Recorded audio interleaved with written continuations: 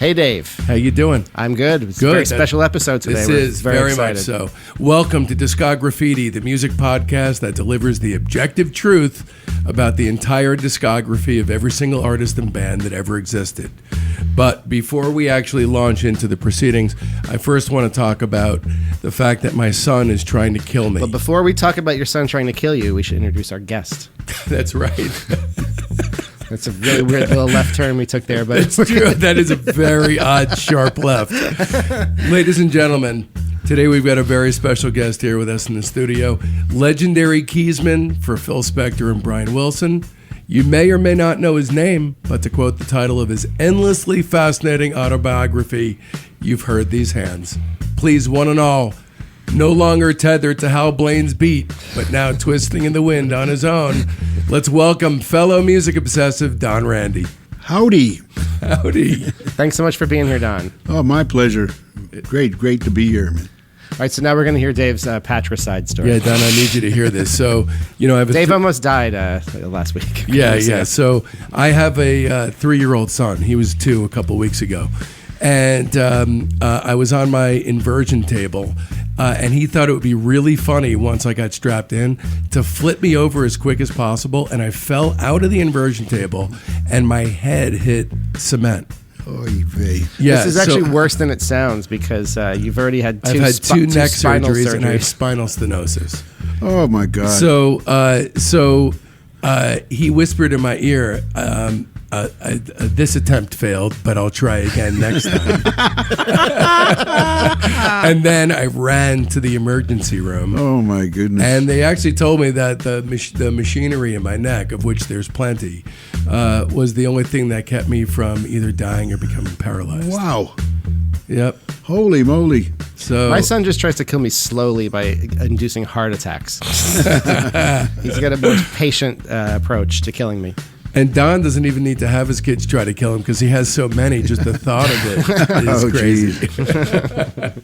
Okay, back to business. Yes. First things first, you guys at home need to know how seriously we take this shit. Now let's explain the concept of discograffiti. So every week we will be going through the work of a particular artist, kind of talking about everything in chronological order that they released. Right, and we're not just covering records. And in case of today's episode, we're talking about records that this artist worked on as an arranger and a producer and a writer.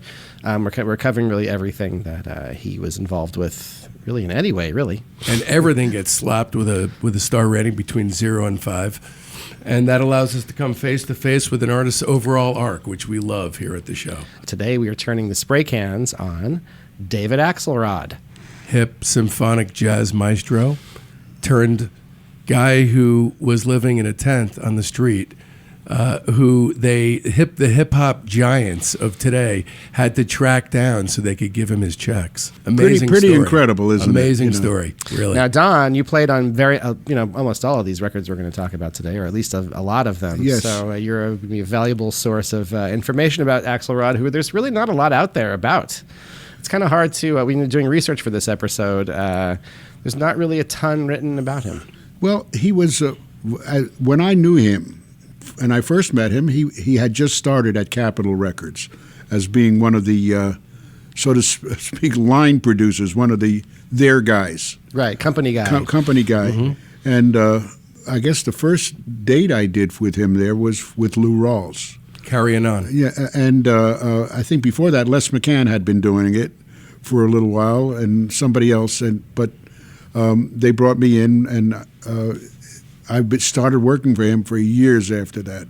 Right, you're on. You're kind of like the default guy on pretty much. You usually look at the credits for the record, and you're on there. On most things. The big chunk of it is 66 to 70. Yes, yeah. Is really like, but one of the things that makes me tickled pink about having you on the show is that at least in my estimation, all of Axe's best work was done in tandem with you and or Carol Kay and Earl Palmer. Yeah, he enjoyed working with us. You guys were kind of the house trio yes, band. Yeah. Mm-hmm. And then sometimes Jimmy Bond also would play bass, upright bass with him. And then there's a revolving cast of amazing guitarists that appear on this record. I think Tommy Tedesco was there most of the time, but Howard Roberts and So here's the thing. There's a ton of stuff. Yeah, we're going to go through this all chronologically. We're gonna go through cursorily, up until around 66, and then start really getting into the meat of where. But I'm sure some of these records that we're going to bring up here in this first period you're familiar with. So I guess first we should go back to the beginnings of Axelrod's life. Which is kind of interesting. I want to throw out just a quote that he said that seems to wrap up his entire, or a nice overview.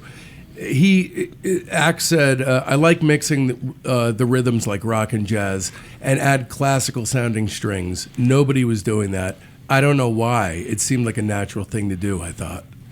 That seems like sort of a nice commanding wrap-up of his ideology musically. Absolutely. He wasn't afraid to take chances, that's for sure. Yeah, he tried to try something. And they always didn't, it didn't work every single time, but he was out there to try it. He had a viewpoint. He did. He had a style. Absolutely. So in the Axelrod story, violence is before the music. Violence and street living. Yeah, well, he's born in 1931 in South Central LA. He's an LA guy. His dad was a union organizer, kind of a radical, a little bit. Well, so Axelrod was a scrappy kid. He was in a lot of fights. Apparently, he was no stranger to a tire iron. Right. He was a budding teenage delinquent. Yes. But apparently, he got into these unspecified troubles, and right. Tried to find out exactly. There's a lot of kind of references that he was like living hard at a young age, but he left L.A. in the early 50s, went to New York, and that was kind of what saved him. Apparently, he met Gerald Wiggins, who's a jazz pianist. That's kind of an early mentor to him, and that inspired him to study music composition. But I mean, he was dabbling with heroin. He was doing all these things that could have really derailed him. He kind of got lucky to be pulled out of that scene, and so we enter phase one of Axe's discography, which is Hepcat, 1959 to 1968. We start with the first record that Axe ever put his hand to as a producer, Harold Land's The Fox. You know that record, Don? I kind of know of it. Yes, I do. It's good West Coast hard bop. That's how I would classify that one. Land was a tenor saxophonist, and it's pretty much a pretty straight ahead, no frills hard bop jazz LP. It's sounds good though. Well produced. Oh, I saw them once. I guess it must have been mid '50s towards the late '50s at a place called Jazz City, and Harold Land. Well, Harold Land was a California guy. Yeah, he was on a lot of dates that you were on. West Coast. He played with like Max Roach too. He played with some big band leaders. So then in 1960... Anyway, I gave that 4 stars, that record. Oh, sorry, I didn't rate it. I give it 3 stars. In late 63, Axelrod joins Capitol Records as an A&R guy and a producer. First kind of thing out of the gate that he does, Donna Lauren. So Donna Lauren was the Dr. Pepper girl for 5 years in the 60s. And she was on Shindig, and she was in Beach Party. She was signed to Capitol in 64, released a few singles, and the Beach Blanket Bingo LP soundtrack. So a good comp, if you want an overview, is Beach Blanket Bingo, the very best of Donna Lauren. But there's a few singles that I think are worth mentioning. Blowing Out the Candles in 1964. Beautiful, dramatic. Yeah, that has kind of sort of a little bit of the Axelrod sound to it. But very kitchen sinky. Yeah, it has some kind of melodrama. It's like teen melodrama kind of pop but stuff. But the production is definitely dressed to impress, but not in a way where you're annoyed. I hear from her on Facebook all the time. You do? Yeah. So the interesting thing about her is that at the end of 68, she left show business to marry and raise a family. And you go, oh, too bad. What a burgeoning career she could have had. But she married Lenny Waronker, the president of Warner Brothers, and had 3 children, Joey, Anna, and Catherine. Yep. I work with Joey from time to time. He's a friend and colleague and an amazing musician in this. So. I worked for Lenny on his first production dates. I'm trying to Lola Falana. Oh, wow. Nice. You remember that? I do, yeah. She was terrific, actually. That was her first. I had no idea Joey's mom was a pop star. Yeah, she was, Really and did the not know Dr. how Pepper much girl, about her and career. not only that, but I mean, these singles are good. They're pretty cool. I give them, like, in a general way, it's a little bit diminishing returns as far as I'm concerned. Some of them are kind of like Spectre knockoffs. There's that one, Just a Little Girl. It's very much like Leader of the Pack, kind of. It has that same kind of like Just a Little Girl's the B-side of Blown Out the a Candles. little bit That's a great pastiche on single. the Spectre stuff, but pretty good comp though. I didn't really give this one a rating. If you kind of want to flip through it, what's the name of the comp again? Pretty much everything is on there that you need. Yeah, all the stuff that you need's on our playlist. Forget about the comp. It's kind of interesting listening, knowing that Axe had produced it. 'Cause you can kind of hear a little bit of his touches on it a bit. And we're going to kind of skip through some of this stuff just because there's so much stuff. Okay, Cannonball Adderley.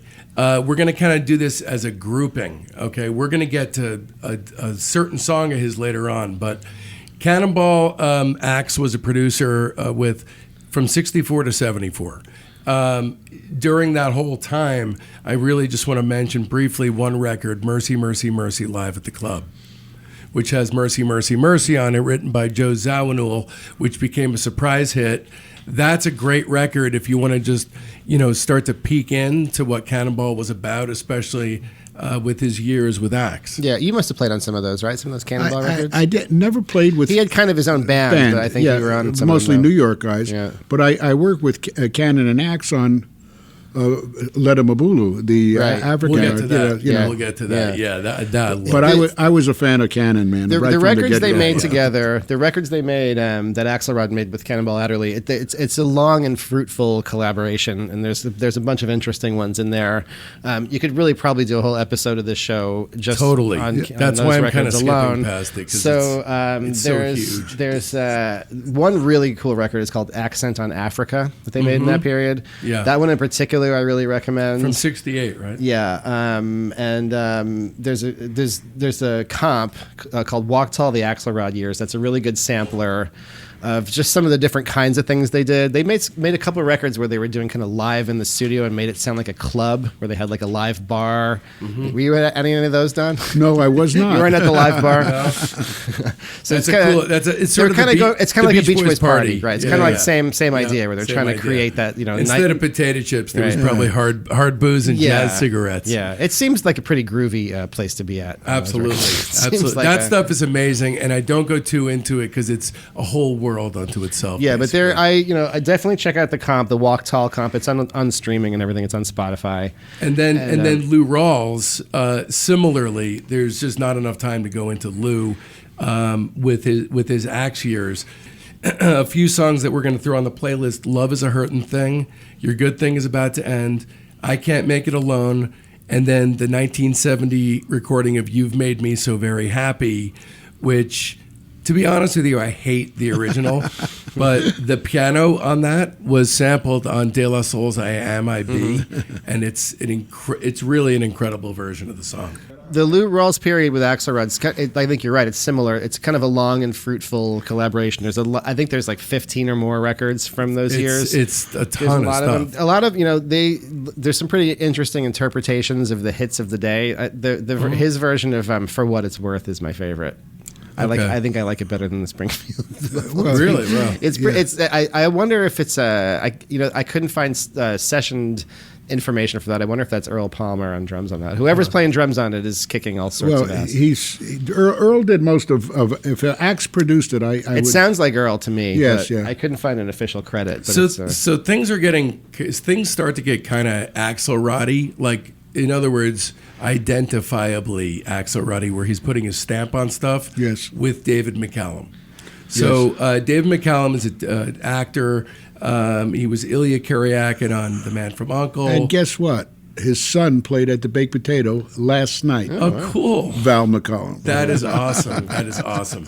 So there were 4 records that were released between 66 and 68. Music, A Part of Me. Music, A Bit More of Me. Music, It's Happening Now, and Mccallum. What people didn't really know about Mccallum is that he initially wanted to go exclusively into music, and that he was classically trained.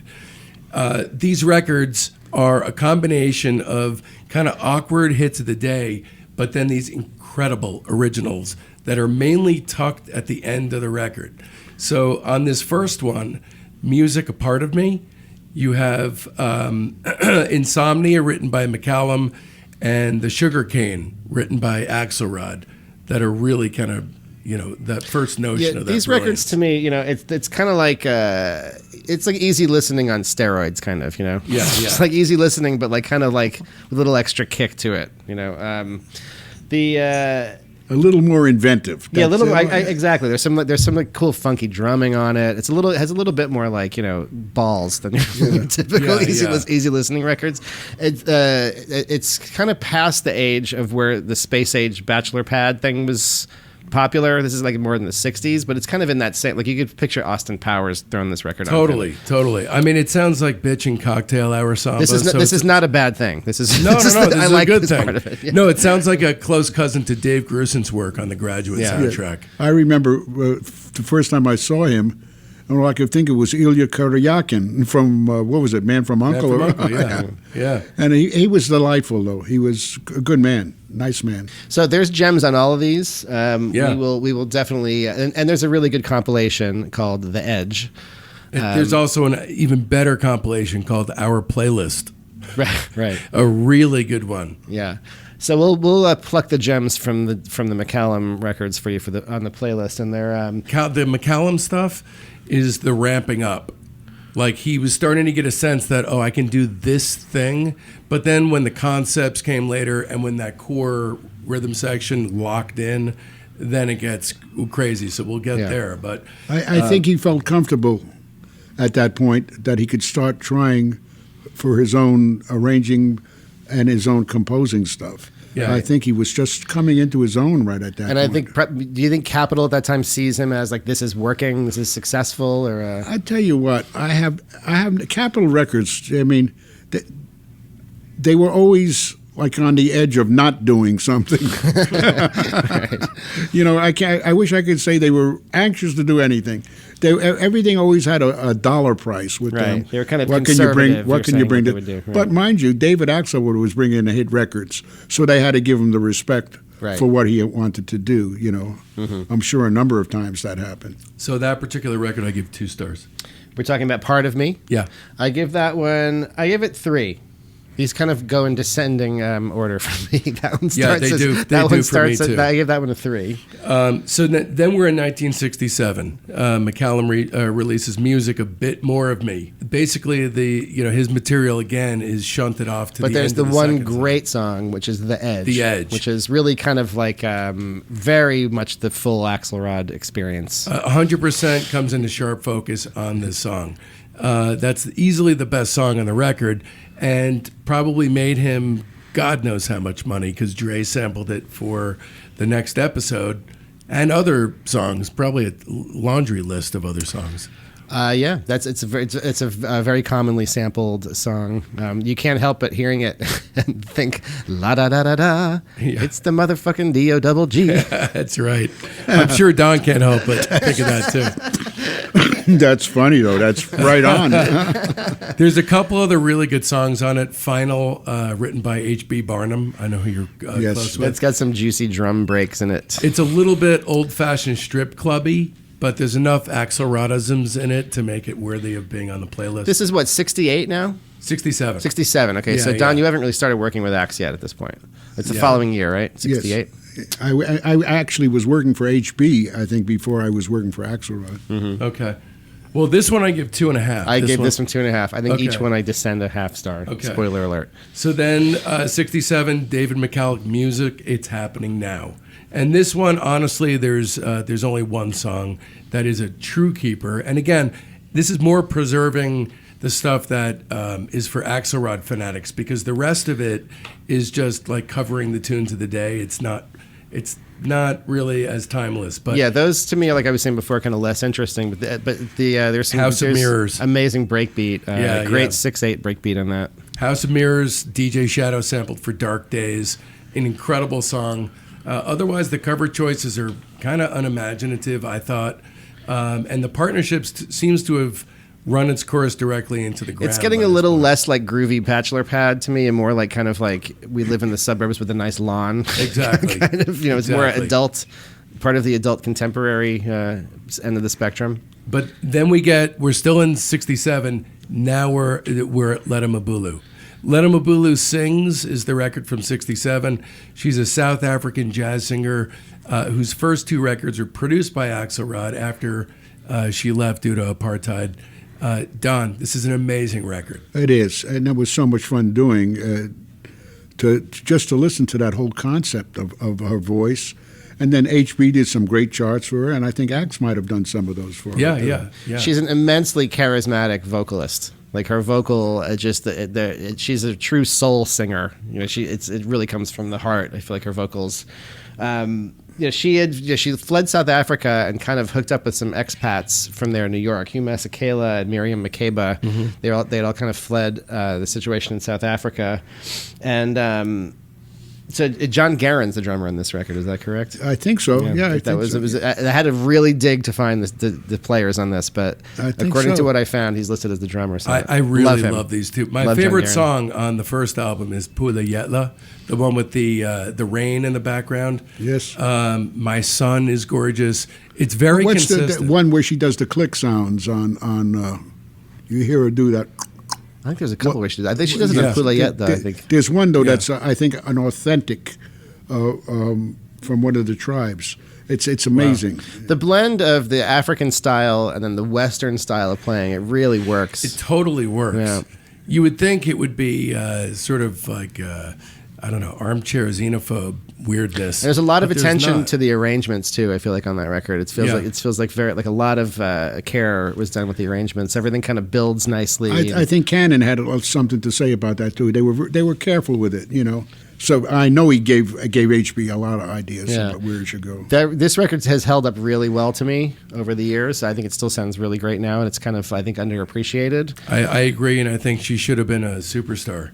I absolutely. That's another one of our business wonderments, you know. Yeah. She should have been the tops, you know. Yeah, she had what it took, I thought. And she could entertain, too. Yeah. She was personable. But really what it was, Joe, I think, really hit on it, which is the combination of what she authentically brought without it being watered down, yet still be laid atop this pop foundation. It worked. Yes, yeah. It worked. I give this one 3 stars. I give this one 4. Okay. I found this to be really super listenable. The next one I like a little bit more. Free Soul has more highlights, I think. But they're both great records. I would give this one 3.5.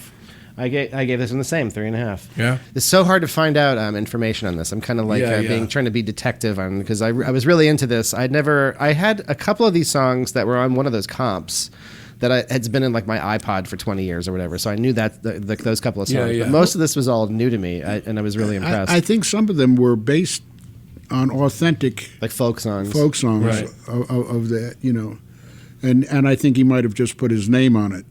This was the first thing that I heard, notwithstanding Cannonball and Rawls, where I was like, "Holy shit!" Yeah, this was new. This was new for me on this go around. I was not really that familiar. Most of these Axelrod records I knew very well before doing this episode. Let's get this one out of the way too. In '68, he does one final Mccallum record with, frankly, no standouts, called Mccallum. I give that one 1.5 stars. Same. Yeah. See, we're synced up. Now we're at the end of Phase 1.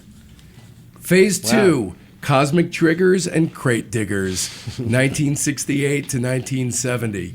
So around this time, Axe started working with a regular group of leading session musicians, including the man sitting in front of me, Howard Roberts, Carol Kay, and Earl Palmer. Well, like even on that second Ledamabulu album, I mean, it's it's Don, Earl Palmer, Ray Pullman, Carol Kay, Mike Melvoin, Al Casey.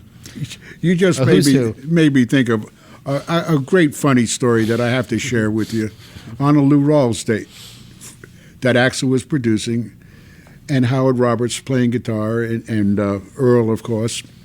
And I think, pardon me, I think Jimmy Bond was the bass player. But the second, there was always 2 or 3 guitars sometimes, and one of them happens to turn up to be Jerry Cole. Jerry Cole was a country hillbilly player, nothing like any of the other guys play, but he also was a guy who always wanted to impress everyone with his playing, and he could play. He was a monster player. But, Howard Roberts is a very laid-back guy. He's used to Tommy Tedesco or Dennis Budemeyer, but neither of them could be there for the date. So we took a break, and I was sitting right behind the guitars. You're going to love this show. I'm sitting there, just a piano player, just sitting back there. I was playing the Wurlitzer at Capitol, that Wurlitzer piano. And we're on a break, and they didn't get up. They're just sitting there. Howard's just sitting there. And Jerry Cole decides that he's going to impress Howard Roberts. And he starts ripping with the guitar going up and down, and Howard's just sitting there. And I'm sitting there, and I'm waiting for Howard to react, and he never does. And finally, and Jerry hits one of those power chords and out and sits back down. And Howard turns around and says, "Where'd you get that strap, Jerry?" And I lost it. I was behind there. So during this time, it's not just the players coming together. It's a few things happening at once that, as we're ingesting all this work, all of a sudden, Axe, this guy who's just a really good jazz producer, all of a sudden takes on a higher station, because now he's coming to the table with these lofty concepts, plus this really interesting thing happens with the electric prunes. So as Axe starts to conceive his own ideas musically, involving all these new themes, the R&B rhythms, the Baroque classical stuff laid on top, he comes across the electric prunes. The Electric Prunes are a really good garage band. I think so. Psych. Yeah, they're good in their own right. In their own right, they're pretty good for what yeah, they were. Yeah, like their first two records, I like. I'm a fan, but of course I'm a sucker for psych of any kind. But their previous album, Underground, was not incredibly successful. The first one's really the really great one. Yeah, the first one's better than the second one, and then I disagree. I like the first one. I love Underground. Is that which one was that? I had too much to. That's on the That's first the record. first one, Yeah. yeah. There's the two Yeah. singles. There's that and Get Me to the World on Time. So their producer Dave Hassinger, who's all over everything in L.A. in the '60s. He was an engineer. That's how he started. His Lenny Poncher, who was the band's manager, and Hassinger, they owned the rights to the band's name. So they basically were like, well, let's kind of take the ship over and see where how things go. And the band had no idea. They didn't know how to read music. All of a sudden, here come not only these incredibly complex music ideas, but here comes a producer saying we want to do it all in Greek and Latin. Yeah, they're like liturgical chants. That's kind of the idea. Right. And so like, you go to church and it's like Amadeus, all that kind of stuff. So Axe did not produce this. He wrote and arranged it. But Mass in F minor is definitely a what the fuck classic. I think it's an amazing record. It was a breakthrough for rock and roll, really, and for, so to speak, for the classical entrepreneur who hated rock and roll. Right. They could almost say, "Oh, maybe I like this." Yeah. I love every song on the record. Kyrie Eleison became a surprise underground hit because of Easy Rider. Yeah. But interestingly, to think that it was seen to be that this would be a successful touring thing. That's the funny thing in the first place is like, hey, well, this last record tanked, so we're going to go in a different direction. So we're going to make this really avant-garde thing with monk chanting on it. Didn't they got the cover of Life one of the biggest magazines for the Kyrie Eleison. Like the sense of scale of ambition was impressive to me. That was their idea of how to take it more commercial. I mean, he didn't produce it. It was Hassinger.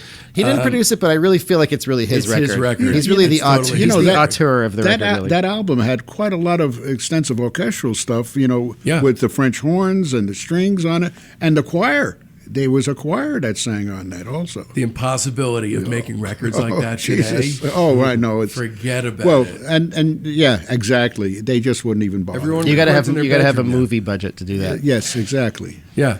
So, I mean, this is an incredible record. It is the birth of the Axelrod style, notwithstanding a few stray tracks on Mccallum records. Do you know the story of the live performance of that? Yes, we do. Yes. We're going to talk about that. Yep. We're very excited to talk about that. Yeah. Why don't you tell us? First of all, it happens at a high school. This is the premiere of the Latin and Greek version of the Electric And Prunes. from what I can understand, it was sort of a proof of concept sort of concert. It's like, let's see if this will work. Let me tell you something. I wish you guys could have been there. Yeah. Because you will love the music and you're into it, and you would have just been in my position. I mean, very easily. So you're kind of like you're tasked to sort of MD this thing, is that right? Right, yeah. So they put me in a bowler hat and a cape. Well, to be fair, you owned the bowler hat. I did. I did own it. And they got me a cape, and they had, I think it was 6 or 8 voices. Let me preface it, but we were at Culver City High School. And this was like an experiment, and the high school auditorium is packed, and the curtain is drawn, and the kids are there, and we have the band, and we start, and they're doing Kyrie Eleison, and I'm conducting it, and you could hear a pin drop, and then all of a sudden the lead singer hits a note that only God could hear, and my dog. and then from there, it was a disaster. It got worse and worse. And then some kid hollers There's got to up. be a recording. Somebody hollers up, "Too much to dream!" And the next thing I know, here comes 2 beer bottles full of beer, and they break right in front of me on the stage in a million pieces. The kids, the choir, they're running off stage. Their history right then and there. And then here comes the principal, and he pulls the curtain on us, kicks everybody out, and I'm standing there. And I think Earl Palmer said to me, he says, "We better get the fuck out of here now." and we got out of there. But that was, they were serious about. Yeah. The odd thing about this whole conversation is, had they been able to pull it off, can you imagine where that would have gone? They would have broke. They would have broke every record, every place. What were the rehearsals like for that? Could they do it in rehearsal? We tried. We tried. So the rehearsal was a fail as well. Yes, we knew that, but it got better for a little bit, but not much. But these songs are really complicated to play. Yeah. Some of them have a lot of time shifts and like. Sure they do. Do you listen to this one? Is this one that pops up in your listening pile? Have you heard it recently? No. It really stands up. Oh, it is. It's excellent. And I think Axe did a great job on it. I give it 5 stars. He put his whole soul into this thing. How many stars you give this? I would give it 5. Yeah. I give it 4.5, but you could talk me into 5. Yeah. I think you should give it 5. You know what? I would give it 10 on the challenge. Yeah. The I'm challenge. sorry, that's not how our rating system works. Can you imagine? Hey, listen, put yourself in a producer's position. Somebody walks in with a record like that. What are you going to say? Here I have a record by the Everlys I could put out, or I could put this out. Yeah. Come on. Yeah. But back then, it was entering a time in the music industry and the film industry where the suits threw up their hands and said, "Okay, maybe we don't know." Yeah. So then they started letting shit like this through the gate, and that's when everything got interesting. There's also he really kind of has he has a certain kind of style that this sort of dramatic, sort of like masculine style of horn arranging. These like kind of like robust low brass, and like you're kind of starting to hear that kind of called unison writing, right? And he spreads it out, with octaves, fifths, and that's it. Yeah, he doesn't really do too much. There's not a lot of like counterpoint or anything like that. But it's this very kind of like robust like. He's kind of like you could picture it as a piano. Right. And he uses from the bottom note in the bass to the top note in the treble. Right. And fills it in. Right. And everything happens in, Seems like he's almost sort of influenced by maybe some film score music at times. A lot of his stuff has a very cinematic. Well, I do know he loved Lalo Schifrin, that's for sure.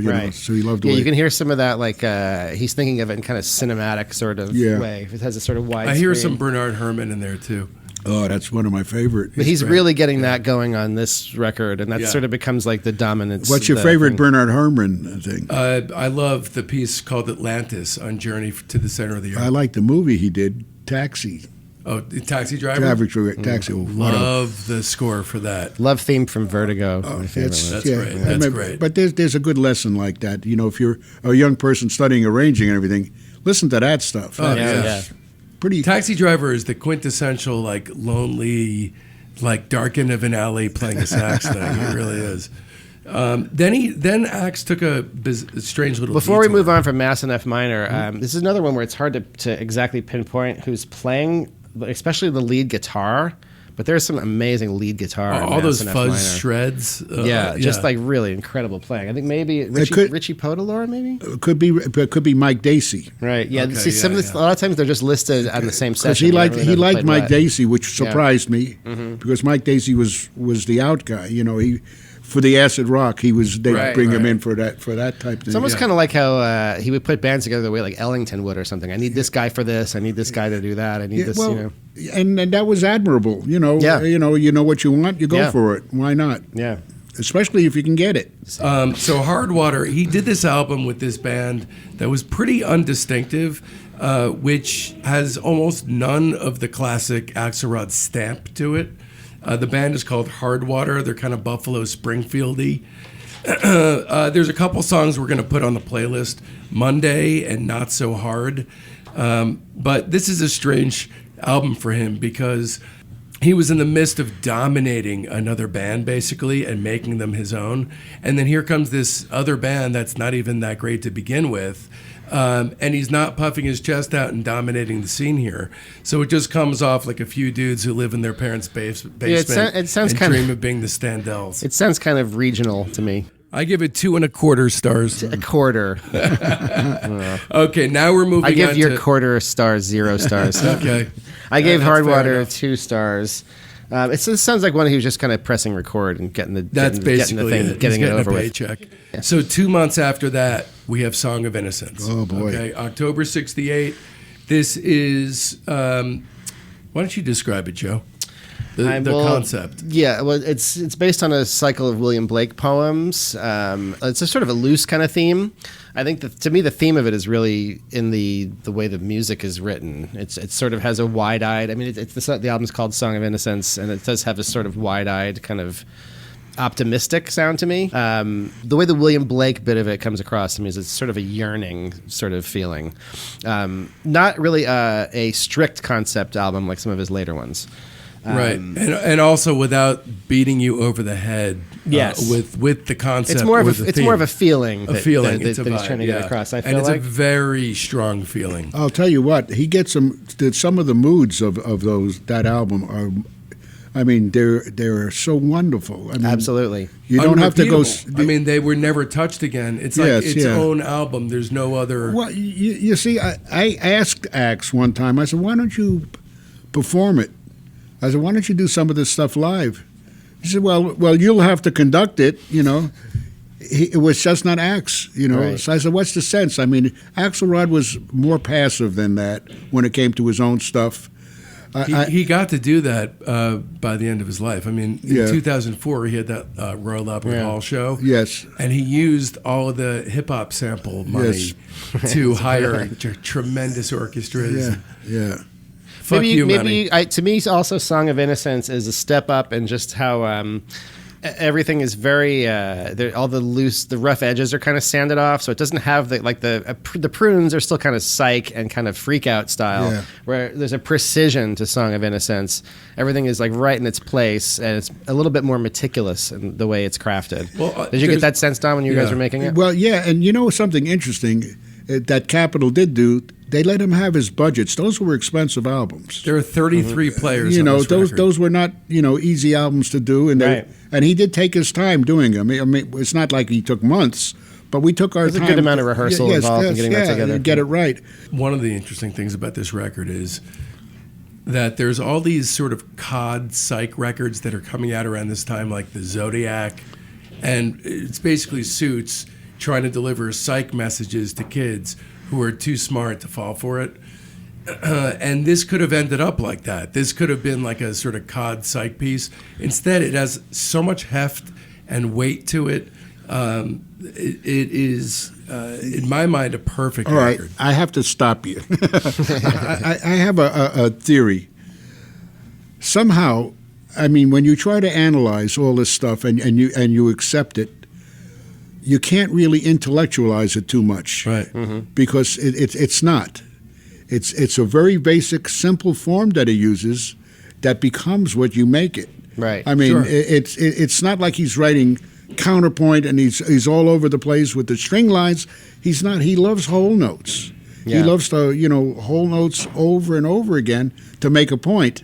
I forget the song. I'm trying to remember. Was it "Crazy Lady," something like that? That Axelrod Strange wrote, Ladies? or something. That I take a wild piano solo in, and that one got sampled, and Axel got the check for that. I didn't. No, but it's like that where he knows I have this thing going on now, and now I'm going to jam it. This is the time when we need to do something. But he's clever that way. He knows when to do it and when not to do it. Sense of dynamics, yeah. What was it? Ernie Watts, great saxophone player. We had been doing this one section over and over and over again with whole notes for the horn section, so that they almost couldn't breathe. They would do that, and we did it for about an hour and a half. And finally, Axe said, "I got it, thank you." And Ernie stood up and said, "Axe," and he says, "What, Ernie?" He says, "I used to pay a lot of money to feel this way." And they were hyperventilating, obviously. Yeah, I mean, when you're holding at being a horn player and it's tied and it's tied and it's tied, but he got what he wanted. You see. Yeah. So on Song of Innocence, also another one with the great lead guitar playing. My sleuthing tells me that maybe some of that is Al Casey. Al Casey worked for him sometimes, but you sure it's not Tommy Tedesco? I don't think Tommy Tedesco was credited on this record. That doesn't mean he didn't play on it though, because sometimes it's spotty trying to figure out who played. It could on be what. Al. If Al's credited on he's it, credited. then he must have been Al. It's really, it's a record that sounds of its time. It has those great '60s sounds, those great room, all the great room sound, the strings, but it's also still sounds futuristic even now. Yeah. And this became the album itself just became a cottage industry unto itself. The palette of sounds is amazing. Yeah. I mean, just the ride cymbal is like a symphony in itself. The bass guitar tone, which is all the tones. Are really that's something incredible. interesting that you just said. I think Axelrod understood the Capitol Studios better than anybody else that would come in there. Yeah, I think incredibly hi-fi. Yes, I mean, just impossibly hi-fi. He understood it very well. He knew how to manage that room. Yeah. This one is a easy 5-star record. Yep, I mean, it's 5 total stars. 5 classic. stars for me. Total classic. Every note is perfect. I mean, the sequencing is great. Every song kind of flows into the next song just the right way. If I had to pick a favorite, it would be the title track, but you need every song on it. And Holy Thursday itself, probably. God knows how much money he made just off that song. Yeah. He gets a lot of mileage, I feel like, out of Carol's bass, but she'll play like 4s and 5s in the bass and sort of add that kind of tension and ambiguity. Really exploits that really brilliantly. And a lot of his records, but this one especially. Yeah, I mean, when it just devolves down into Carol and Earl playing on the record, it's outstanding. It's special, isn't it? It really is. They really work well together. They did. It's my favorite bass playing she's ever thrown down. Ever. Yes. Yeah. Yeah, on his She's records, really good on his on it. records in general, she. Now that I think about it, I don't think I ever saw Carol play guitar on any of his stuff. She was an excellent guitarist, also. Yeah. And a lot of records have her playing guitar, but I don't think she ever played guitar on Axelrod Why don't you stuff. give her a call and ask? Yeah, right. The next month, Yes. I mean, like to shove it in our faces that he's so amazing. The next month, the Electric Prunes release of An Oath comes out. Axe only wrote and arranged this, but again, this is his record, 100%. And this is the classic, Palmer K. Randy rhythm section is the bedrock of this record as well. Yep. You know where we did this? At American Recording, if I remember correctly. You know how you know this record means business? Because typically liner notes in the 60s were just like a whatever. The liner notes on this album describe the record as a setting of a service intended to release a penitent from an oath made under duress and in violation of his principles. That's fucking intense. Okay, so This one, it seems like they're kind of going there. He's doing he's kind of trying to expand on the Mass and F minor sound. I feel like I think it's better. Yeah, I think agree. It's a better record. I do like this record better. It's kind of going for some of the same terrain, but it's a little bit tighter. It's a little bit. If I listened to it, didn't know anything about Axelrod, I would think this was a very religious person. That's how it comes off to me. It's like this. Wow, is just that's very interesting. intense. Wow. Yeah. But it's probably like just his relationship to music through religion that Right. was when he was a kid. It's like his early things he heard that were musical. Yeah. That kind of have that influence on him. And I think he kind of appreciates like the drama of this sort of chanting and all that stuff, Yeah, especially Holy Are You. I mean, every song on the album is so excellent. that's that Holy Are You is kind of the centerpiece, really, and that's one of his iconic songs. It's also been sampled. It's and he got the Verve guy to sing it on his Royal Albert Hall show. Right. Yeah, that one's a classic. That's a great tune. Yeah, it's got all the all the elements How did that show go? I always wondered about that. It's good. It's a good show. I mean, yeah, it's his between song patter is spot on. He comes across. I've never heard it. It's good. I'm going to have to check. I have that out on vinyl as well. Do you really? I do. Nice. This one I give a hard 5 to. I love this. It's a little bit tougher. I give this one 4.5. Really? I'm tough. I don't give a lot of 5s. Yeah. Well, I mean, during this period, during Cosmic Triggers and Crate Diggers, a lot of stuff gets 5 from me. So a year later, in October '69, we have Songs of Experience. This one is arranged, composed, and produced by Axe, and it's obviously the follow-up. It's a little bit darker because of the subject matter, which is not explicitly sung about. Right. Again, it's more of a feeling, sort of like this one. And it's interesting that the one is Songs of Innocence and the other is Songs of Experience. This album has a little bit more of it breathes a little bit more. It's got a little bit more of it's sort of coming at it from a place of like wisdom or something. It's a slightly different emotion on Songs of Experience. Yeah, but it's great though. I love it. Songs of Experience to me is not quite at the level of Song of Innocence. I give it 4.5 stars. To me, it lays back and is not as quite at the same level of being as commanding as Innocence, but I still love it. They're kind of a coin flip for me. I will say Innocence is maybe a little bit more packed start to finish. Yeah. Where Songs of Experience takes kind of a couple of breaths. There's kind of a couple of spots that are kind of like little palate cleanser pieces. But I mean, some of my favorite tunes of his ever, Poison Tree, songs are just amazing. Human Abstract. Yeah, I mean, these are all like, I remember that. Yeah. Human Abstract that made him some money from DJ Shadow. Very famous sample of Your Piano, Don. Yep. Midnight in a Perfect World by DJ Shadow heavily features Your Piano. You familiar with that record, the DJ Shadow record? I kind of am. Well, you're on it a lot. You are on it a lot. And it's a great record. Yeah. So, did you rate that one? Did I rate what? Songs of Experience? 5 stars. 5 stars? Yeah. Don, you haven't been rating. Well, I would give that one five stars, yeah. I think I liked that one better than Experience. Innocence? In Songs of Innocence. I don't know why, but I remember there was... you know what I think it was? I think it was more relaxed. Yeah, it is more relaxed. The second one. You remember this? Yeah, I do. I think so. I think it has I think it reflects their titles. It's like laid back a little bit. Yeah, I agree. Do you remember the song "The Fly"? You play great on that. When you play, I think it's probably a Baldwin harpsichord in that. Could very well be. Yeah, you play a great harpsichord solo on that. So I think that's the last tune on the record. So one of my favorites. Then we have Don's record. Nice. Don made Axelrod produced and arranged. Don Randi plays the love theme from Romeo and Juliet. Gorgeously titled, and you know what you're in for? Every song on the record, and I'm not saying this because you're a guest on the show, I was nervous to hear it because I was like, what if I don't like it for some reason? The whole goddamn thing, you're on fire. Yeah, this is not an easy listening record. It's a jazz record. No, it was fun doing too. Yeah. And then I had no idea. I loved the theme from The Fox. Yeah. But it wouldn't have been, I didn't even know about it because, it's one of the most beautiful things Lalo Schifrin has ever written as far as I'm concerned.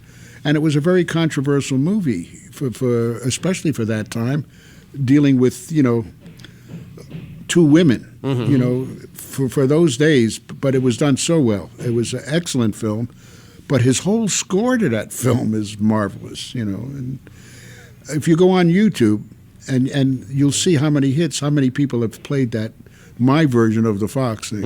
Yeah, it has a lot of Spotify streams. Yes, it does. Yeah.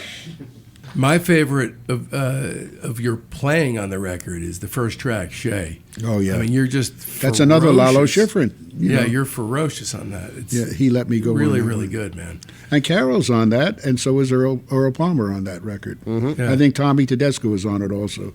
I think my favorite might be the title track, which is very, very Axelrod-y. Yeah. The love theme from... The love, really, really great drum and bass groove. I have a great story about that. Capitol Records released mine. That's a Nino Rota tune, right? Yeah. and Henry Mancini released his Oh, right. I read at this in the same book. time. Yeah. Yep. And Capitol, David Axelrod was really pissed off. He says, they won't let me give me the money to fight him. I said, what do you mean? He says, come on, it's, you got to get your radio play. We got to come up with some bucks for airplay. 3 weeks later, I'm at RCA Victor. Henry Mancini is with the orchestra next door, and I can't remember who it was that we could have been Lauren Arrow, whoever it was. Mm-hmm. We were right next door in the other studio, and we came out, and I didn't know Henry Mancini, but somebody pointed me out to him, and he came over and took my hand. He said, your version is better. That's all he said. Nice. And he walked away. And I'm thinking, what is he? And then I realized, Romeo and Juliet. Well, it's a killer record. I give it 5 stars. It's the same, you know what it is? It's like a classic Axe era record, but without the huge concept. Same players, same trappings. Just more like letting your hair down at the end of the day kind of thing. Yeah, 5 stars here too. And this one, I didn't even know this record really existed. You ever have anybody talk to you about a vinyl reissue of it at all? No. No, not really. And people don't know about the album. That's the thing. Yeah, I'm even. Unless somebody that comes in the club all the time wanted to know where they could get it, and I said Spotify or one you might be able to. If you want a copy, you can probably find it on download. Yeah, but it'll certainly be on our playlist, literally every song. All right, so then still in 69, Axe still has a few more records up his sleeve. Howard Roberts' Spinning Wheel, he was the producer. This is to my ear, it's a more middle-of-the-road jazz album. I would say it's like a contemporary, pretty much mainstream jazz album of its time. Jazz was still selling quite a bit of records in those days. There's a couple songs from that are going to be on the playlist. Crystal Illusions and Country Shuffle for sure. This one I give 2.5 stars. I gave it the same. Okay. Howard Roberts was probably on some of your Wrecking Crew dates, I'm sure, right? He was of a staple. Loads right? of stuff. Yeah. But Howard never liked. He's a West Coast jazzer guy. He never liked rock and roll, and you ask him, he would tell you flat out, "I hate rock and roll." Yeah. But meanwhile, he's making his living from it, not from playing jazz. Right. So the last album of 69 is a very interesting one. There was a band called The Common People. This is like an obscure footnote in his career, but what happened was he was brought on as producer. They were sort of a moody folk rock kind of a band, and he was going to do orchestrations for them. He worked on 3 tracks. The 3 tracks are amazing, and then his wife got into a car accident, and he had to leave. So the rest of the album, it goes from sounding like the most incredibly produced thing ever to a few dudes in their basement fucking around. So the first 3 songs of the record are Soon There'll Be Thunder, I Have Been Alone, and Those Who Love. And those 3 songs are amazing. You'll find them on the playlist. The rest of it is so inessential. That last one in particular, Those Who Love, is the one I really liked. It's kind of like a dirgy waltz kind of thing. It's kind of like Rainy Day psych. It's kind of like vaguely sad, melancholic kind of psych. It's beautiful. But my favorites, I've Been Alone.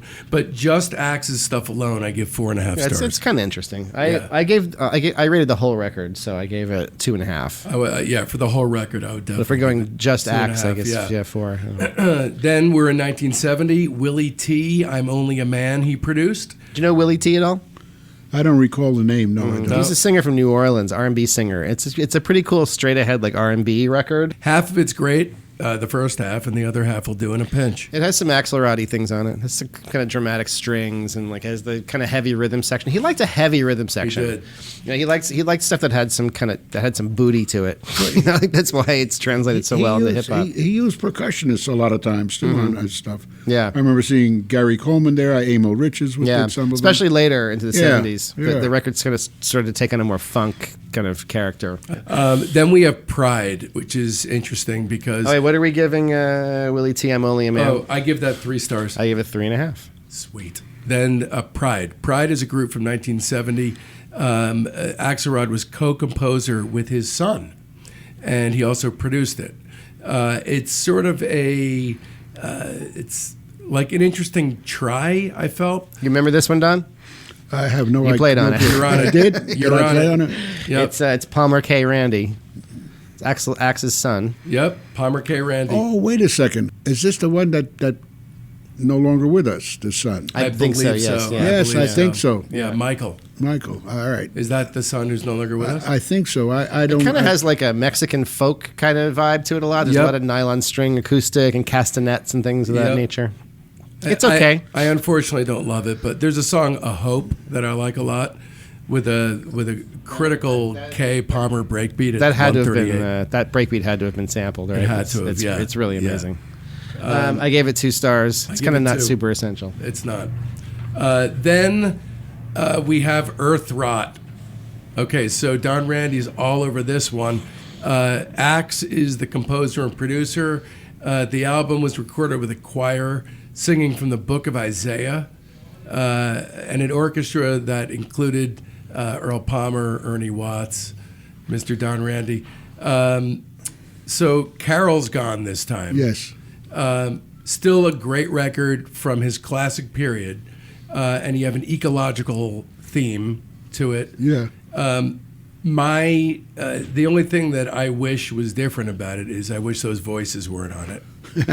Otherwise, Yeah. it's perfect. I mean, The other thing that's a little weird about, have you heard this recently at all, Don? Not recently. Well, no. if you listen to the mix of it, the choir voices are like so loud.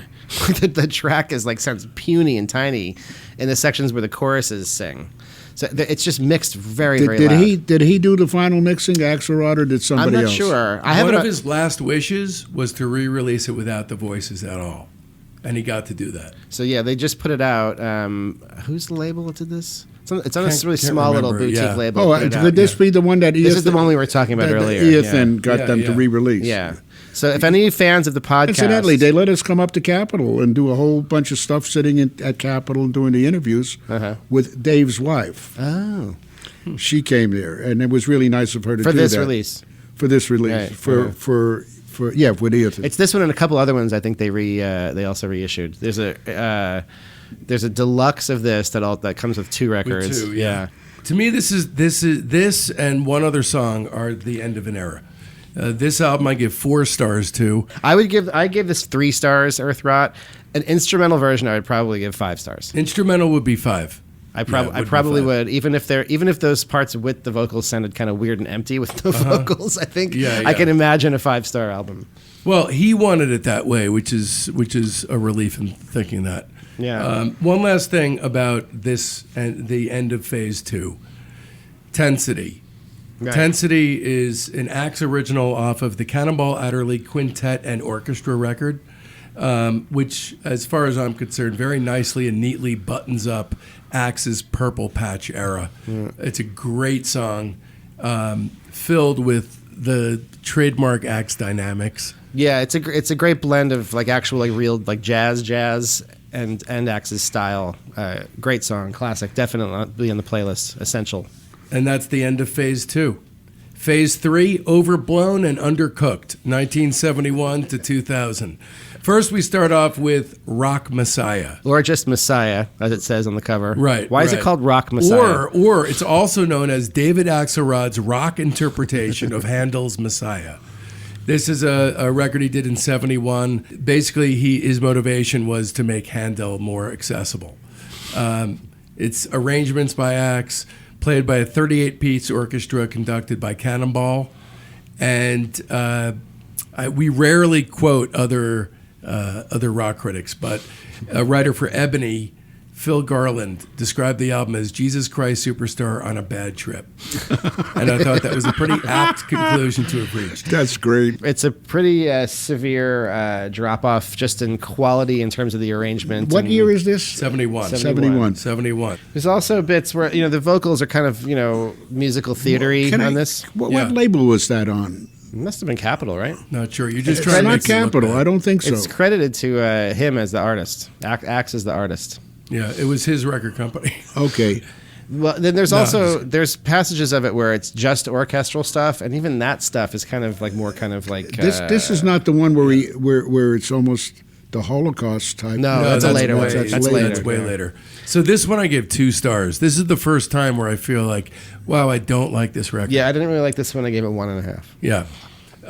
You don't have to whisper it just because Don's here. Gave it 1.5. All right, so 1972 brings The Auction. Axe composed, arranged, and co-produced along with Cannonball. The Auction is Axe's slavery concept album. Not good. I liked it better than Messiah. I think it's a little bit, it's sort of similar in approach. It's also a little bit like musical theater style kind of, and this is sort of a period where he's getting into where things are less through composed and kind of more based around jams, I feel like. So there's less parts of it where it's like, here's a part of the song and that goes into this. And, it's, you know, these are kind of more like kind of vamps they're playing on a lot of times. And, you know, they're all really good players. Joe Sample's the keyboard player on this. I think it's an attempt at trying to be current. Right, sure. Yeah, right. To be a little Fusion's more, kind of becoming more of a thing. Yeah, right? I think that's probably why. John Guerin plays on this too. These guys are all really good players. You know, it's like it's not as interesting to me to listen to the stuff of his that is so brilliantly composed. That stuff I think kind of holds up to me. These kind of things that are kind of funk jams are kind of more ephemeral.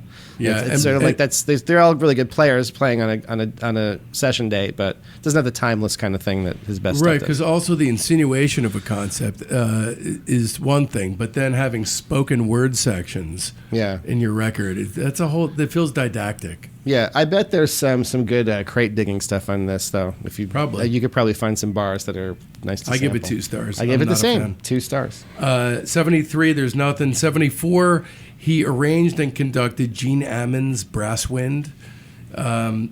So I don't know. This to me sounds like porn soundtrack cast-offs. Same kind of thing where it's sort of like they're jams, kind of. You know. Again, another powerhouse band. It's George Duke, Guerin, Carol Kay. It's kind of like it seems like a contemporary jazz record of its time, kind of. What label was that on? I've never even heard of that one. I don't know. Not sure.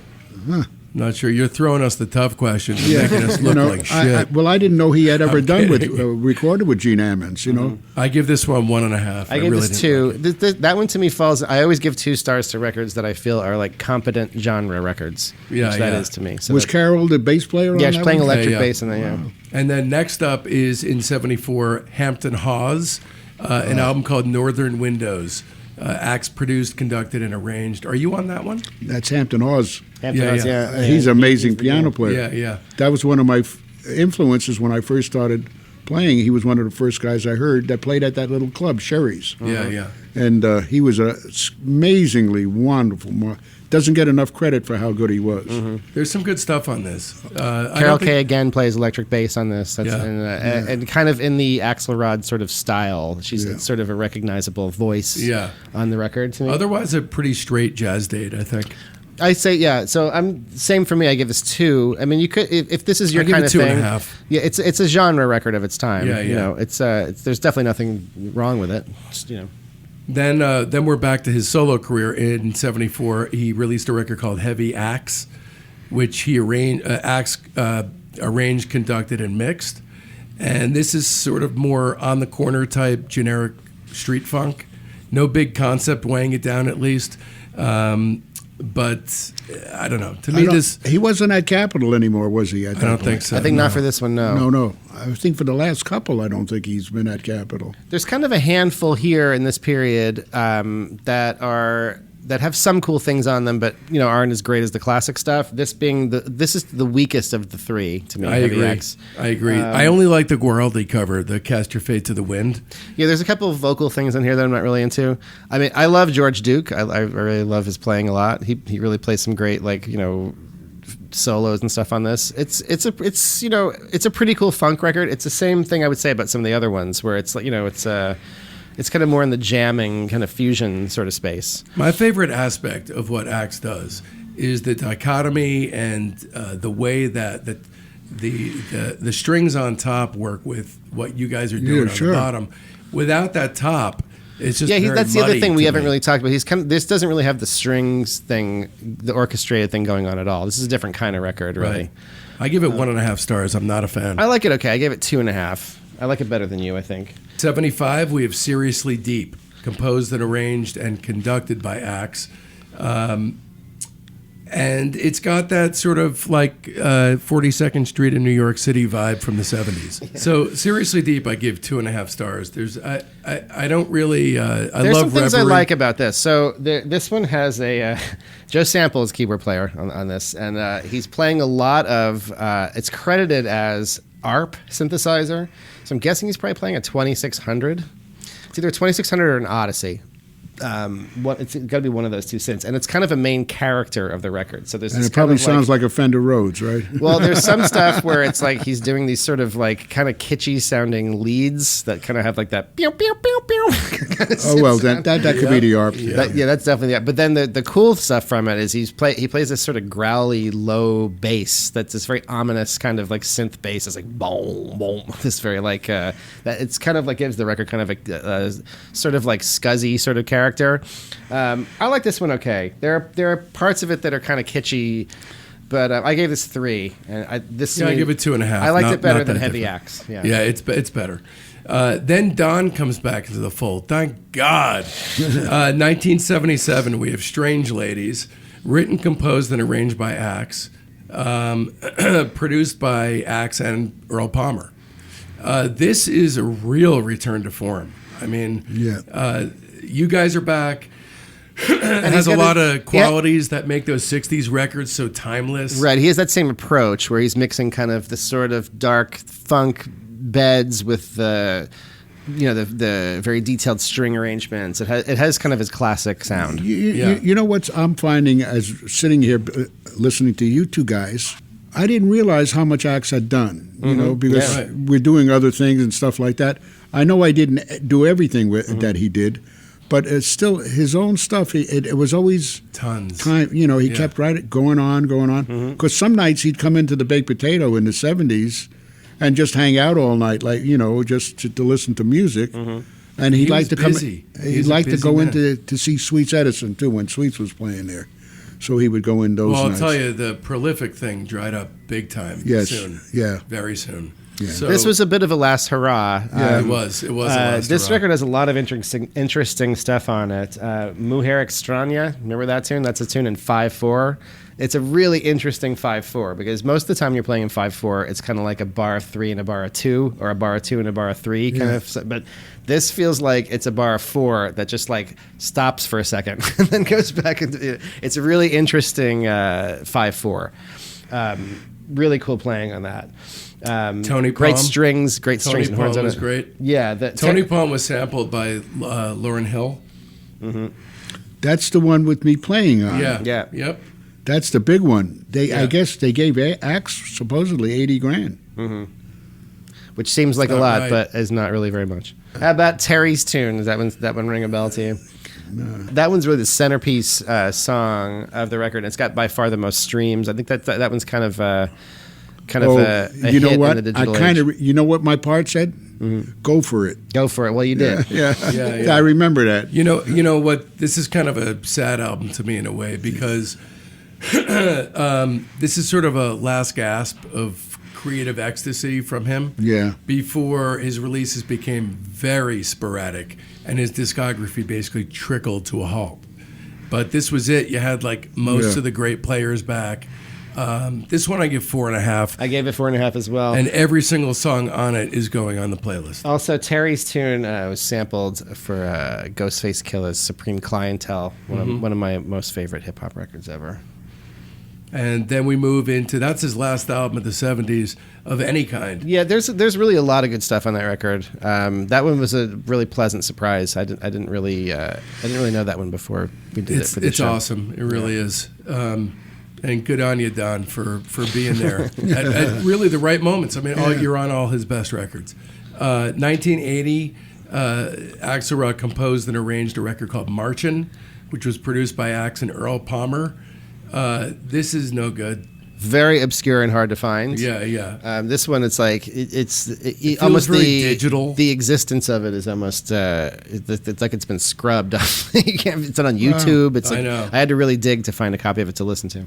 It's. Have you heard it? No. This is sort of a Quiet Storm vibe. Well, it's sort of going back to the thing where they're kind of doing jams more. Right. Another classic sample, though. This was on Ghostface sampled it again. The song "Wandering Star," very prominently sampled on Fish Scale, which is an even better album. Yeah, than that's a great Supreme album Clientele. that I know Don hasn't heard. If anyone has a copy for Don, please send it in through Instagram. All right, so March is pretty forgettable. It's very hard to find. You probably don't need to kill yourself finding it. It's all right. Two stars. No. Yeah, I don't think there will be anything from that. And then there's the a playlist. really long gap. Do you know anything about what happened to him in the 80s, Don? Well, I Because know he kind of stopped working. I know he wasn't feeling very well, Mm-hmm.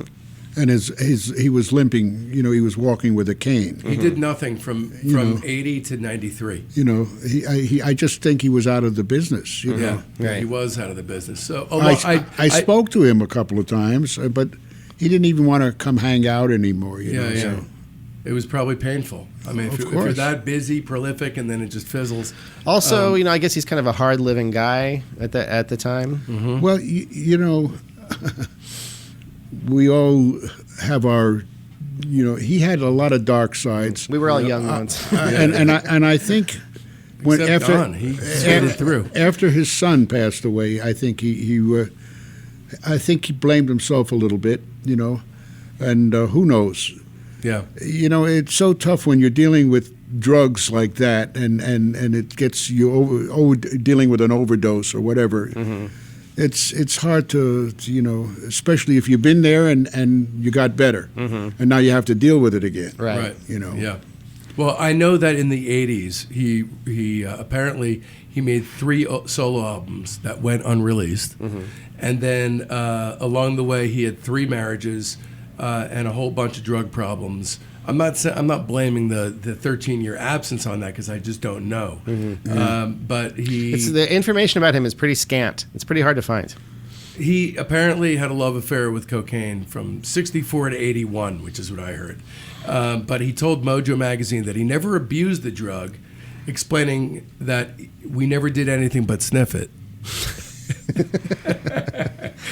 So Axe and his wife Terry were reduced to living in a condemned one-room shack.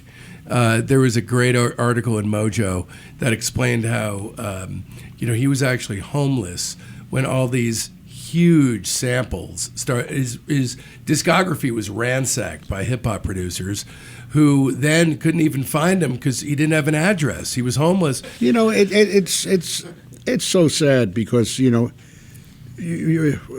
no one deserves to end like that. He spent so much time in producing music. He absolutely adored the business he was in. He loved production. He loved being able to go into that studio and have the camaraderie from all the musicians and just to be part of the action. And then all of a sudden, it fizzles. It's sad, and it's a sad description of how our business can rip you apart. Yeah, we've had a few other stories like that on this podcast. You have to either accept it or not accept it. There's no in between. But you gotta give the guy props. Okay, Absolutely. No. So what I'm saying is, 13 years off the radar. Yeah. He's sad about his exit from the industry, and then the first time he gets to make an album, he does a fucking Holocaust album. Yeah, I know. This guy is unbelievable. You gotta love his balls. So 1993. He's going back for a big concept. Yeah, Requiem the Holocaust, composed, arranged, and conducted by Axe, produced by Axe and Earl Palmer. From where I'm sitting, I don't, It's a tough listen. So it really is a tough I don't think you listen. can get it. I don't think that it was. It was hard, Yeah, very yeah. hard to find even clips of it. It's you not know what? either streaming or the anything. rumor that I heard was that Jimmy Bowen, who has done very successful, head of Warner Brothers Reprise and Warner Brothers, helped him finance that. I don't know how the hell this. Because who do you go to? Here, I want to do an album on the Holocaust. Give me $100,000. Plus, the music itself is modern classical. Yeah. It's not. It's the opposite of commercial. I give it 1.5 stars. I'm not a fan of this. Yeah, I gave it record. 1. It's pretty tough to get through. Yeah. And it's almost impossible to find. Okay, so then 2 years later, he did The Big Country, which he arranged, conducted, and produced. I'm not quite sure why anyone would really want to listen to this one. That one, the word inscrutable comes to mind. It's a very strange odd. record. It's got 4 songs on it, and anywhere between 2 to 5 versions of each song. It's more modern classical than jazz, which is to say that it's boring. But there are acts-like moments that hither and thither pop through the boredom. I haven't even heard of that one. It's another no- it's one no very good. hard to find. Yeah. This is kind of like we're at the end of the rabbit hole here. Because Yeah, then this is we one kind of, This star. kind of ends on a better note. Than, Yeah. So this is 1 star, I think. I give it the same 1 star. Okay, but then a funny thing happened.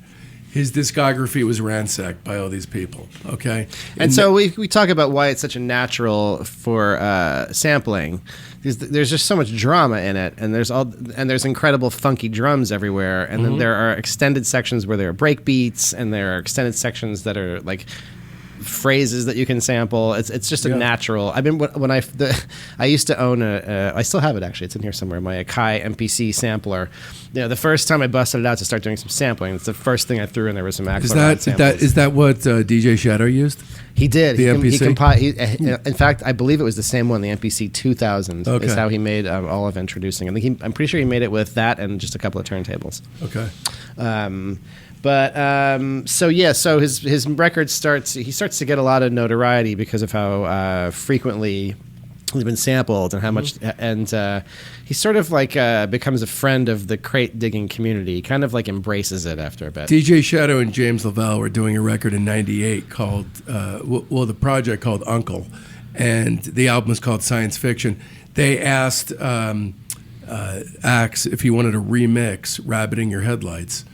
Now about that album, the Uncle album was very heavily hyped when it came out, and it's a little bit disappointing. It's not really that great an album, Right. But the Rabbit in Your Headlights is the best track on it, Right. And his remix is really cool. Yeah, his remix is amazing. It's basically not really a remix. He basically just wrote a string chart for it, I believe. Right. And it's a kind of dark, like dissonant. You know, it like expands the harmony of the original song. It's a really interesting chart. Do you know what would be interesting if somebody knows where all the orchestrations are?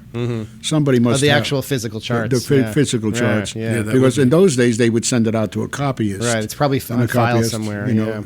or maybe Capitol has a lot of them. Yeah, I wonder if they used them for the concert they did in 2004. I wonder if they used some of the charts. They must have. Yeah, he must have. Then what happened is, So that Rabbit in Your Headlights mix, I give that 5 stars. I give just as that. a Yeah, I song. give that 5 stars too. Then the most remarkable thing happens is that they discover a lost album. Right. So the Axe was going to create a third Electric Prunes record in 1968, based on a concept on Goethe's Faust. Okay, so all the rhythm tracks were laid down. You were on it, Carol, Earl, and somehow it got shelved. And then in 2001, it was resurrected. He put string arrangements on top of it, and it came out as the album David Axelrod. Those old tracks were bookended by one song with a rapper on it, and then the last song with Lou Rawls on it, singing about Michael, because Lou was there when David got the call. Do you remember when this record came out, Don? Were you, No, so this came out in 2001, and it was from the tracks came from an acetate that were just sitting around that somebody found. And you can hear how scratchy it is, but it adds to it. You know what? We hardly spoke after that, I think. We'll play some stuff for you. The third, Maybe. I don't This remember. third- It's a really beautiful record. It's one of my favorites of his career, and it's sort of similar to his best work, like Songs of Experience, Songs of Innocence, but it has sort of a more like I don't know. It's a more kind of heavier and energetic kind of sound at times. it was going to be the follow-up gonna be to the- Release of an Oath. Right. It was going to be the next Prunes album. But it was just shelved, and he went on to do different things and forgot about it. Your work on it is unbelievable. I'll play you some stuff after we're done. There's some great stuff on it. To me, this record is right up there with all of his best work. I agree. I remember when it came out, and it was like a miracle. It was a miracle. It was, because it's like one of his. It's It was almost like a posthumous record, but he was still alive. Yeah, it's kind of like as big fans as we are of his work. When did he pass away? In 2017. Yeah. He was 2017. 85. Yeah. And you know what a cool thing about this record is he changed all the titles so they weren't reflective of the Faust concept, but they were giving back to everyone who had given to him. So there's a song... This is The Doctor and the Diamond. The Doctor and the Diamond is That's Dr. kind of- Dre. the Shadow Knows is for DJ For Shadow. Land's Sake is for Harold Land. Yeah. Loved Boy is for his son.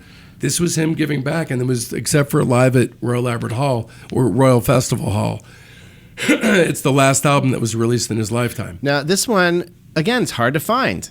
This one, Mo Wax put it out in 2001. They're like a kind of hipster hip-hop label. They put out really great recordings.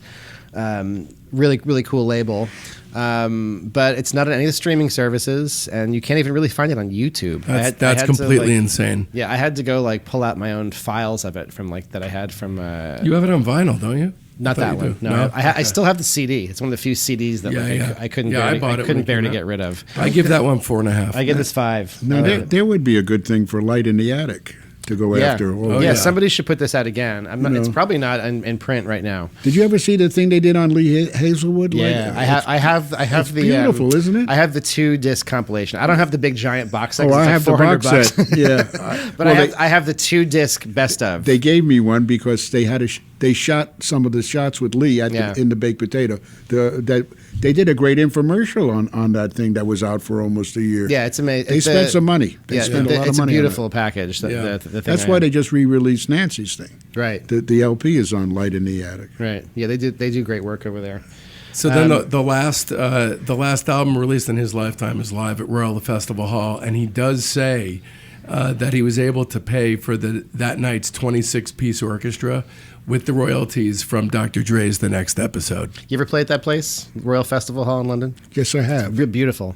Yes, really beautiful hall. We sold it out. Nancy Sinatra sold it out. Oh yeah, sure. So it's great. So do you remember the last time you talked with Axe or saw him? Late 70s. Mm-hmm. Really? Yeah. Probably around the time you were doing that record. Yeah, that's about it. After that, I don't think I saw him. And then the next time was when Ethan brought us all to Capitol. Well, it's an interesting career. So when you look at the shape of the arc of his career, I believe it would have been just sort of a straight line trajectory of setting up mics and capturing good jazz. If it wasn't for the anomaly of the 1960s where that seismic shift occurred, which allowed a very unique musical presence to have a soapbox. I look at it as a saving grace for Capitol Records as far as I'm concerned. Because I think most of the time, it was almost moronic how everything would happen up there in spite of themselves. Right. They gave them the leeway to make those records, and we still have them today. And so many great things happened in those buildings in spite of themselves. Right. So.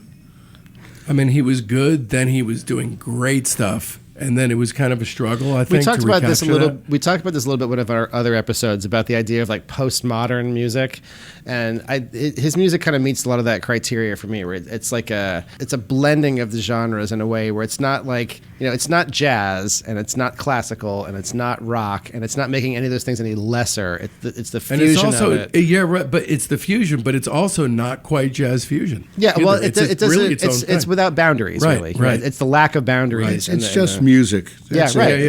You try and put titles on everything, you'll drive yourself crazy. Exactly. And you know what? I think he was perfect for the era that whole thing went he through. was. The night we were recording Lou Rawls, when Bobby Kennedy got shot at the Ambassador, we were in the middle of the date. Mm-hmm. I don't know if I told you this story. Yeah, you did. And it was. I thought he was going to call the date, and he said no way. Yeah. And I got in an argument, and then he straightened me out because your dad. Because of my dad had the same problem with Bobby Kennedy being on McCarthy's board. You know, you forget about things like that that go on. But Axe was intelligent, and smart about all those things. He never really got a chance, to voice his opinions unless you really knew him, like I did, and I think Earl did. I think he pissed Earl off too one time, and Earl said, "That guy, why does he do that?" But that's Axe's roughness, Yeah. But that was Axe. You're not going to get two different people. There's a sort of forceful thing to his music that seems like it was probably similar in his personality. There's Yes. there's a sort of a presence, a strength to his best stuff. He also had a big heart. Behind Right. it You can all, hear that he too. was There's a lot of emotion in Yeah, this a he stuff. lot was, he of was a emotion. mensch. There's a lot of feeling and a lot of emotion in all this stuff. So my top three of his, I would say my number 3 is the Electric Prunes' Release of an Oath. Number 2 is Songs of Experience, and number 1 is Song of Innocence. Mine's pretty similar, as these often are. I feel like we always say the same ones. But I have number 3. I have the 2001 self-titled David Axelrod as number 3, Song of Experience number 2, and Song of Innocence number 1. Worst album is The Big Country for me. Oh, Jesus. That sounds like what it is. I'm glad I never heard it. The later ones, I could easily pick the two from his later period. I'm just gonna I'm gonna stick it to canonical prime era, and I'll go with Rock Messiah is my least favorite. Yeah, that's of sort of his.